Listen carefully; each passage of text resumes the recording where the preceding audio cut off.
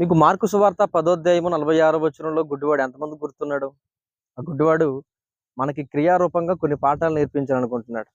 అవేంటంటే, ఒకటి, మనం పొందుకోవాలనుకున్న ఆశీర్వాదం కొరకు మనకెవరు సహాయం చేయరు. మనకు మనమే ప్రయాసపడాలి, మనకు మనమే కష్టపడాలి, మనకు మనమే దేవుని సన్నిధిలో కనిపెట్టాలి, పొందుకోవాలి.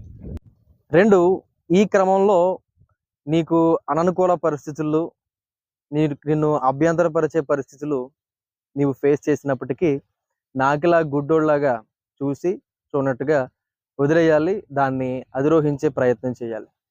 3, నిన్ను ప్రోత్సహించడానికి ఎవరికి ఖాళీ దొరకదు, కానీ నీ కొరకు ప్రార్థించడానికి కానీ నీ ముందు నడవడానికి కానీ ఎవరికి ఖాళీ ఉండదు. కానీ నిన్ను వెనక్కి లాగడానికి, నువ్వు చేయాలనుకున్న పనిని ఆటంకపరచడానికి మాత్రం ఎవరికి ఏం పనులు ఉండవు.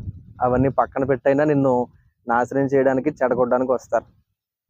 వీటిని దాటే గనక నువ్వు వెళ్తే తప్పకుండా ఫస్ట్ నాకు చూపు వచ్చిన వెంటనే యేసు ప్రభు వారిని ఎలా చూశానో, యేసు ప్రభు వారిని ఎలా చూశానో, నీవు కూడా నీవు పొందుకునే ఆశీర్వాదం యేసయ్య చేతిలో నువ్వు అలా చూస్తా అని గుడ్డోడు మనకి మంచి పాఠాలు నేర్పుతున్నాడు.